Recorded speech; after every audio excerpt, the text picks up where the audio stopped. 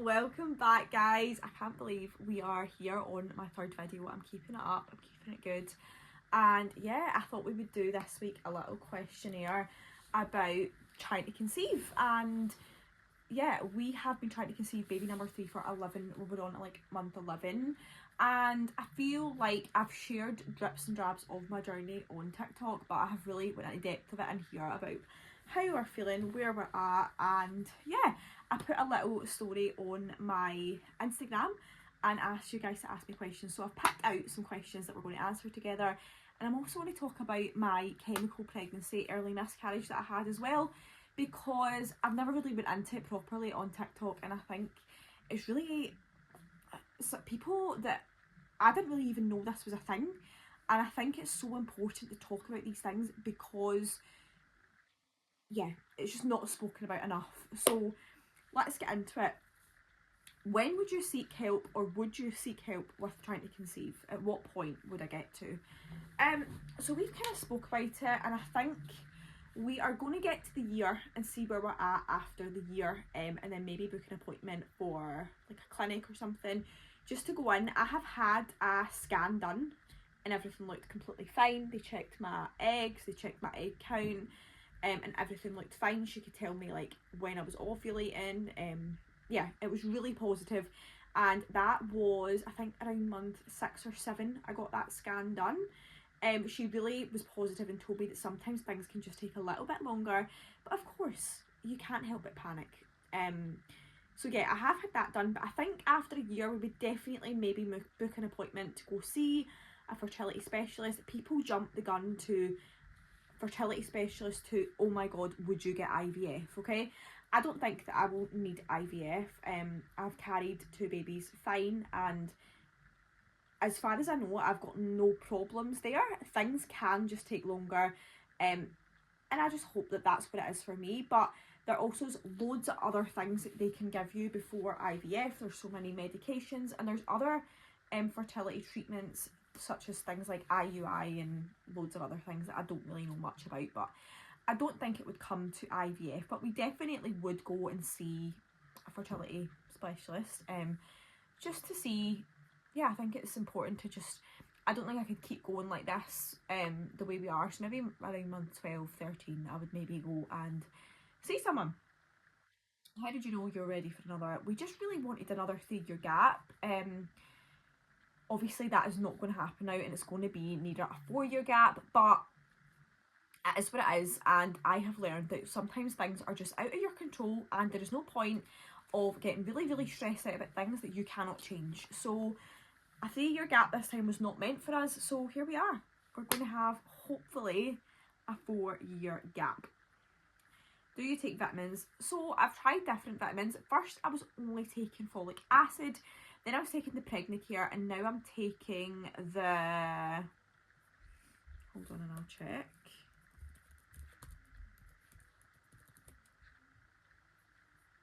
Oh no, I don't know. Pro. I don't actually know what ones we have. Conceive Plus. So we both have them. Haim's got obviously the man ones, and I have got the woman ones. And I actually need to order another packet of them tonight because I want to keep going with them and just see how we go. I had loads of really positive experiences with Conceive Plus. They are quite expensive though. I think they're £40 for both per month. So it's like £20 each, not £40 for both, like £40 each. But yeah, that is quite expensive, but I mean, we'll go with it. Next question. I'm only answering some of these because there was so many. Would you like a girl or a boy? Honestly, we don't care. Like, we genuinely don't care. We'd be happy with another girl. We'd be happy with a boy. We have been TTC for so long. We will be blessed whatever we have. I will be happy whatever I have. It could literally be an alien at this point, and I would be content with that because I just need it to happen so that I feel like my body is no longer failing me, because that is honestly how I feel. So yeah. Is it hard when your friends are pregnant? I have kind of covered this, and not so much your friends because you are really invested in their journey, but of course when you're TTC and someone tells you they're pregnant, it is sometimes you get a bit like, oh, why is it not me? Like, what am I doing wrong? But honestly, not really my friends being pregnant. It's people on TikTok. It's announcements that I really struggle with. I really just struggle with pregnancy announcements, pregnancy content. I don't watch it. I won't tell any lies. I do not watch any pregnancy content. I skip it on my phone, because I like to protect myself and protect my heart. And yeah, that's what I do. But obviously, one of my best friends is pregnant, and I can talk about pregnancy to her fine. There is at points maybe if we're talking in the group chat and I will zone out slightly, just if I'm in a wee bit of a sad mood. But no, most of the time I can talk about pregnancy because I'm so manifesting that it's going to be me, so it's fine. But people on TikTok, honestly, that does affect me. And it's not, obviously it's not that person, it's just, it's nothing to do with the person, it's just that they have what I want. And TTC is a really hard time because you feel just horrible sometimes because you struggle to be really, really happy for people. So I'll like see someone announce and I want to be really happy for them because they deserve that, but I really struggle. And I spoke to another girl about this that I've been speaking to, I don't know if she'll ever see this, but her name's Lisa, and she messaged me because basically we're at the exact same time of TTC, so we're both on month 11, and she'd messaged me just to say like her best friend had told her she's pregnant. She's like, I want to be so happy. And like, of course she is happy. We are happy for the person, but you're sad for yourself. So as much as I am so happy, like, because my friends deserve it, especially like my friend Jessica, who me and her were trying for such a long time together, and I'm bloody buzzing for her. Like, I'm over the moon for her because she knows how I feel, because she's felt those feelings. And but you do get sad for yourself because I'm still here and I'm still TTC, but it doesn't take away how happy you are for that person. So it's a very weird time, TTC. It's a very weird feeling, and until somebody has experienced this, they will not understand, because people are like, oh, 11 months is not even that long. Until you have been trying for a baby for 11 months, then 11 months is long. I'm not saying that my journey is like, there's people way worse than me that have had completely worse journeys, that have got no kids, and I understand that. Like, but my feelings are still very valid in the way that I feel, and I'm still allowed to have those feelings that I want more children. And you get scared because I've had those feelings where you think I might not have any more, and that's really scary, and it's really scary to say it loud, and I don't think I've actually ever said that out loud before. But yeah, that is scary, and yeah, it is the reality. Obviously, I'm hoping that's not true, and I'm trying to be very positive, but yeah. Someone asked, how are you? Sometimes you just need someone to ask how you are. And at this moment in time, I'm actually okay. I'm better than I have been many months before, and that is because I am very used to not being pregnant and not seeing a pregnancy test being positive. It hits you a lot at the start because you are expecting to see those pink lines, whereas now I'm not expecting to see 2 pink lines. I'm expecting to see a negative test. I'm expecting my period, and yeah, I feel okay, but I do feel like this month I may crash and burn a little bit at the end if I'm still not pregnant. Because some months I'm way more into it than other months. So this month I'm back on tracking. I took some time off tracking. I stopped, wasn't doing ovulation tests. This month I'm tracking everything. I'm trying to drink a lot more water. I'm just trying to be better in myself. And I think the months that you try harder and you're doing the tracking and you're baby dancing the right time, and you know when you're ovulating, you get your big massive peak, which I did get a big massive peak this month. It was over, if you use pre-mum, it was over a 2, so it was like a 2.8, which is really high on a peak. So I think when you get things like that, it's really bloody hard, because you get it into your head that you're pregnant before you test, which you shouldn't, and I try not to get my hopes up, but every single month I do. So you'll tell other people, no, like, I definitely won't be. Inside you're thinking to yourself, I think I am. I'll take videos of myself like, oh, I think I'm pregnant, and I'm not. So yeah, I'm okay. I'm actually really okay just now, but that can change very quickly. But I'm trying to manifest good things and appreciate the life that I have, appreciate the 2 amazing girls that I have, and think I am lucky. Me and him are lucky, and hopefully we will get to where we want to be. So yeah, but I will talk about month 4. I actually did get a positive pregnancy test. So I got a positive on a no, it was a really cheap one. I got a positive on a really cheap test, and then I got a positive on a first response, and I was like, oh my god, pregnant. Waited 2 days, got a clear blue digital, come up pregnant 1 to 2, and that's when I told him. Amazing. And yeah, I was absolute cloud nine, because I'm thinking, no, this was month, I think it was actually like month 5 or 6, you know. And I just had a feeling that something wasn't right. I don't know why, because I wasn't spotting or anything like that. I just had a feeling that something just wasn't right with that pregnancy.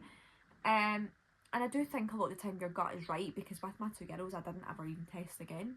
I just knew. So something was obviously telling me that.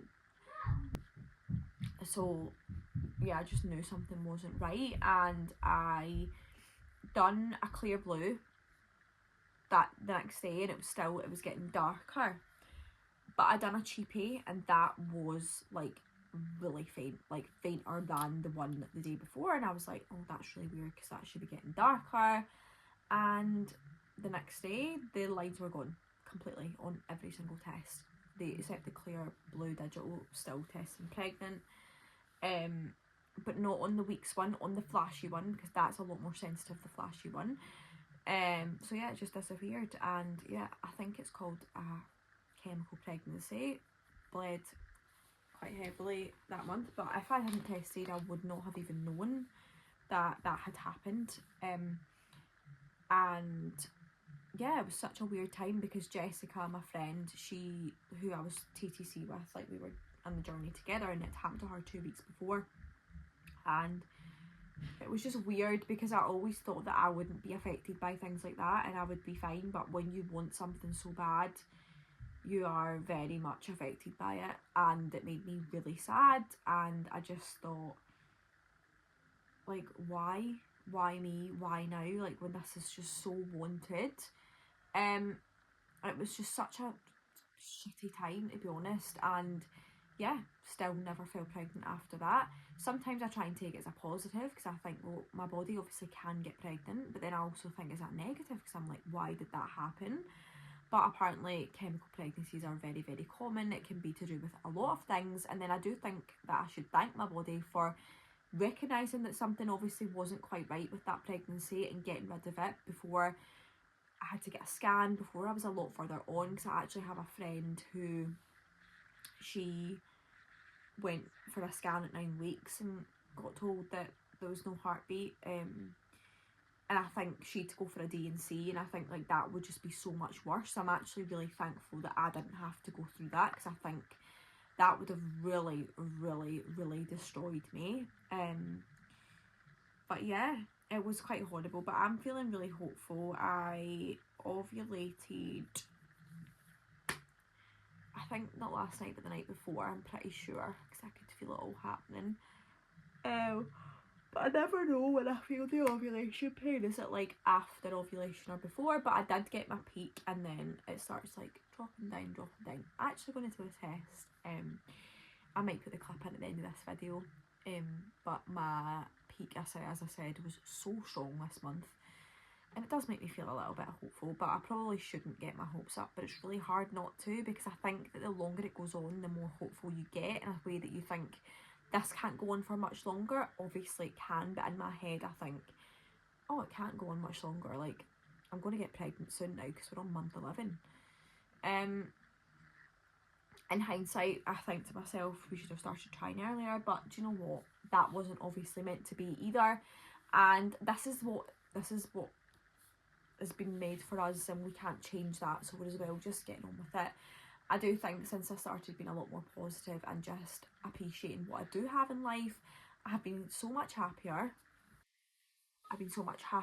And yeah, I just need to hope that it's going to happen for me, and it's going to happen for me, and when it does, it's going to be the best time. But somehow I'm feeling really hopeful for November and December. I somehow think that it's going to happen for me by the end of the year. I'm probably just being so silly and thinking that, but I think it's good to have those positive feelings and let yourself be in that for a little while. I'm in my 2-week wait now, and I'm going to actually vlog my 2-week wait, which will be mad, so remember to subscribe if you want to see that. I say 2-week wait, but it'll probably end up being about 9 or 10, because I start a test after like 9 DPO, 10 DPO, because I know that if I don't have a positive by the dates, that it's not going to be a positive. But yeah, I've spent crazy money on tests, crazy money on everything fertility. This month we're using the Fertility cup, which is basically a cup you put in after you do the deed, and it basically keeps everything up there. Yeah. We're using the Fertility cup, and we are also using the Conceive Plus lube, just because I had some of that left over, so we're using that. I'm backtracking again, but I try and just like, I'm trying to be a little more laid back this month, and it's really helped that I've been unwell, because I've had to take a bit of a step back from it. But wish me luck, wish me baby dust, and I wish every single person who's trying to conceive a baby right now massive amount of baby dust. And if you ever watch this and you're my friend and you're scared to tell me you're pregnant, please don't be, because I will be absolutely over the moon for you. My feelings don't make me not be happy for anyone else, because I never want anyone to feel the way I feel right now, because it's pretty shit, I'm not gonna lie, it is pretty shit. But I hope that one day I can come back to this video and think, oh Megan, if only I could tell you now that it's all going to be okay. Because that's what Jessica says to me. She's like, I watch back in my videos and I'll look at me now and I just think, God, like, I wish I could just tell myself. And that's exactly what I can't wait for. And I always thought I would never announce till 12 weeks. And I think after the miscarriage, I just have such a different outlook on it, because I just think, do you know what, like, if that happens, that's my journey, and I feel like I'm just sharing the journey with you all, and I just want to tell you all about it and what's happening. So I definitely will be announcing before 12 weeks this time, which seems mad, because I was that person that always said I will never announce before 12 weeks, and here I am. But things change, and yeah, that is as much as I've got to say on the matter. I love you all, and I love the support. I love you coming on and commenting things, and honestly it means the world. So make sure you give this a like and make sure you subscribe. I love you.